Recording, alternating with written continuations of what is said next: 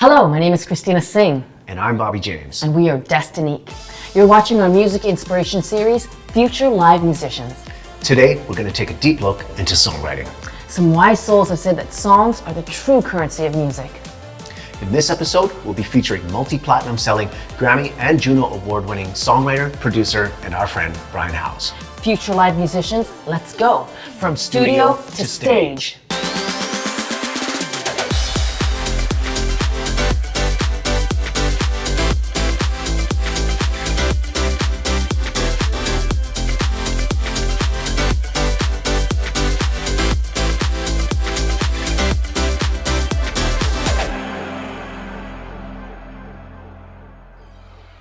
If you're just starting out and you've never written a song before, the best thing to do is learn how to play 4 chords on a guitar or a piano, something so easy. Pick it up and just write about whatever you want. Stream of consciousness, don't worry about the rules at that point when you're just starting. Just kind of roll with it, feel it, and make it 100% inspiration. And as you get better and better and better, then apply the Swedish math, which we'll get into later. Kind of roll with it and don't be too critical of yourself. Swedish math is very, very interesting. I actually got to hang out and party with Max Martin at the Grammy Awards a few years ago. And this is kind of before it became public about the Swedish math. And he explained the whole thing to me because I was a huge groupie for him, of course. Literally, in my opinion, the best writer, producer on the planet. In the Swedish language, their language is very melodic. Of course, with the language barrier, they all focus on melody first. So it's melody first, make sure it's hooky and basically every part of it's catchy, and then the lyrics come second. And especially for pop music and rock music and kind of stuff, country music's different because it's based on the lyrics. But for that, the Swedish math is all about keeping the syllables the same length in all the verses, making sure there's melodic hooks that come and go and you use motifs. Once you use one once, you bring it back, play it on a keyboard like you always have. 3 or 4 melodies throughout the song that repeat and hook the listener in. So that's kind of the basics of it.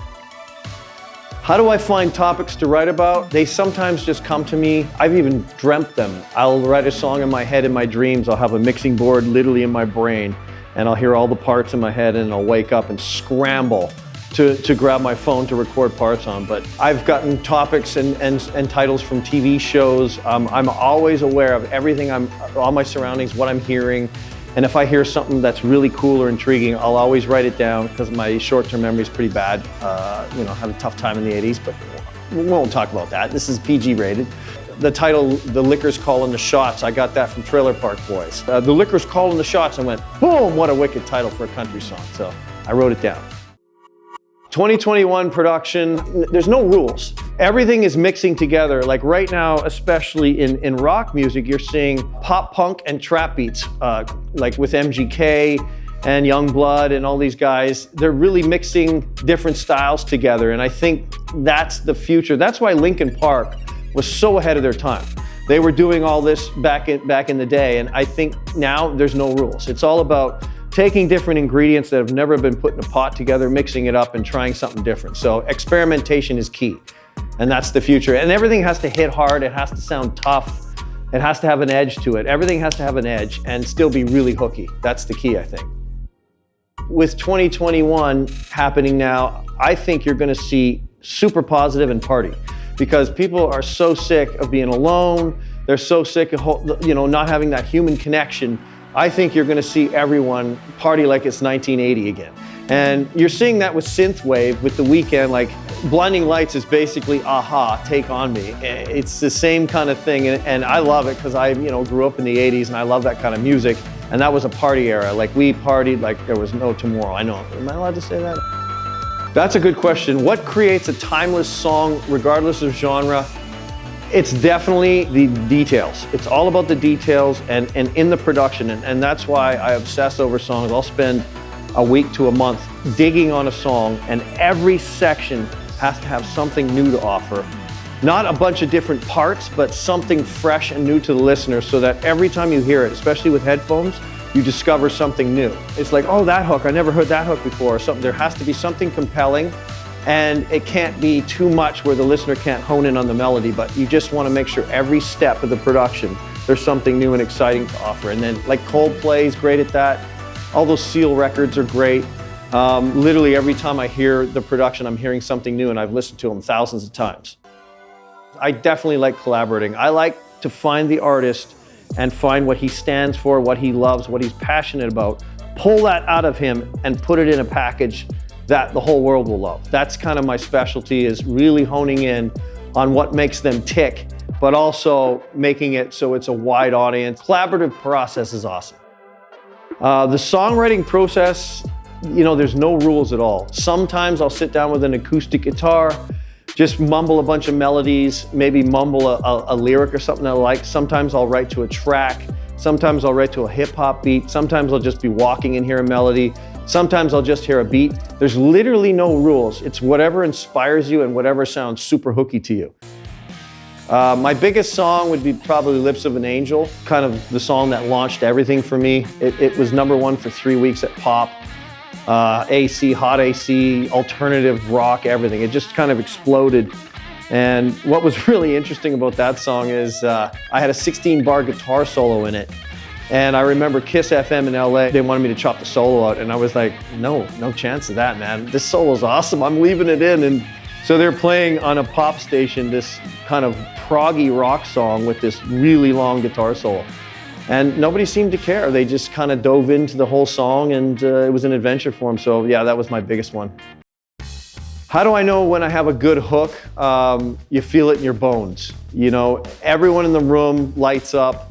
You know you got something special when you can't stop singing it, when it's stuck in your head. And I know some bad melodies and bad songs can get stuck in your head, but when you nail that one thing and you listen back and you get goosebumps, then you know you're on to something. And you know, it's hard, man. You got to write a lot of songs before you get that feeling. But the idea, you got to just keep writing, you keep writing, and you keep writing. And I've written so many bad songs to get to the good ones. But it's like part of the process, part of the learning process, and you become better each time, and you're good at filtering everything out.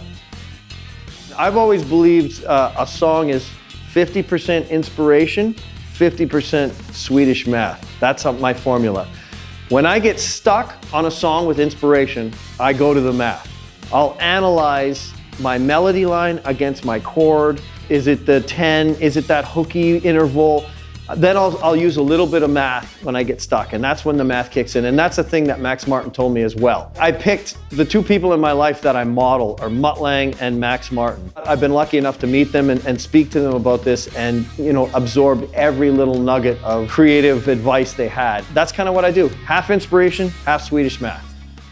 Definitely embrace new technology, but there's something about the old school stuff that sounds awesome, so I like to combine the two.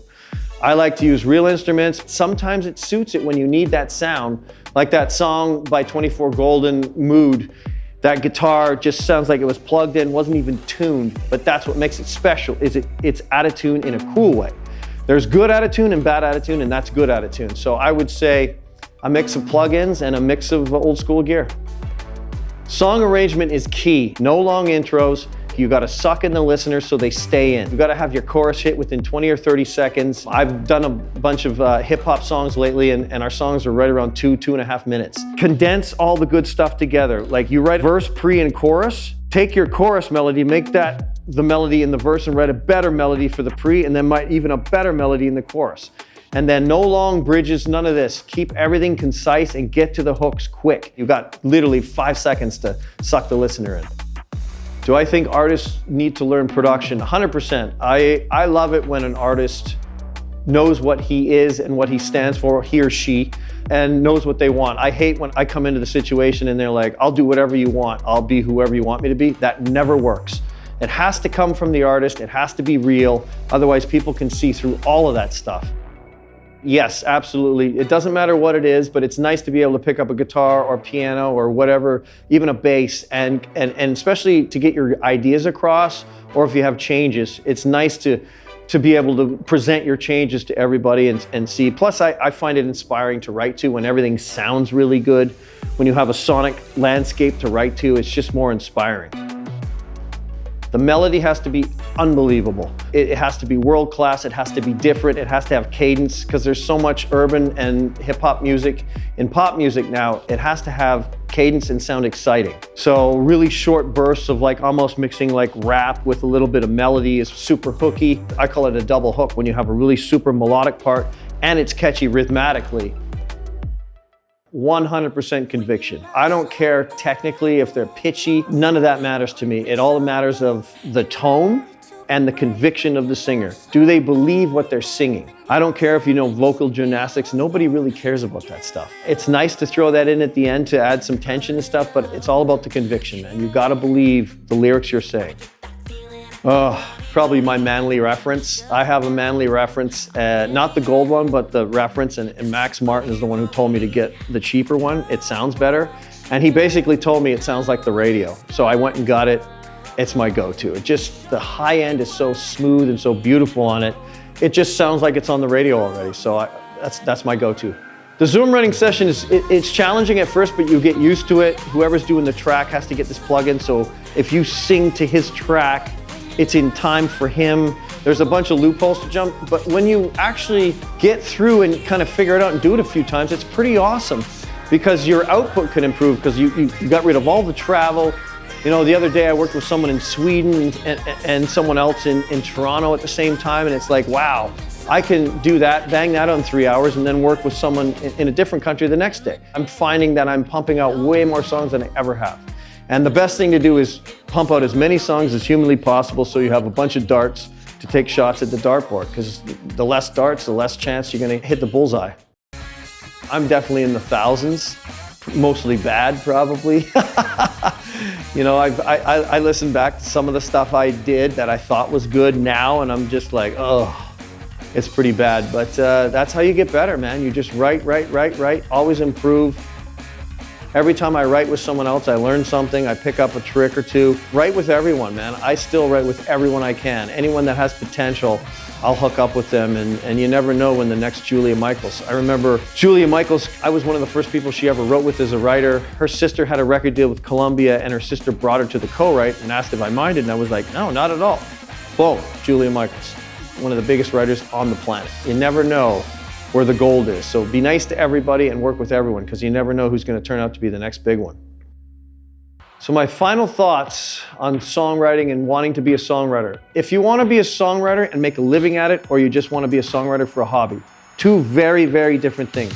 You have to decide which one you want to be.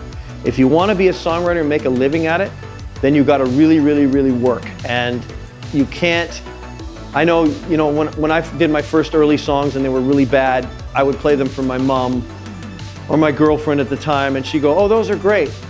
They're gonna lie to you.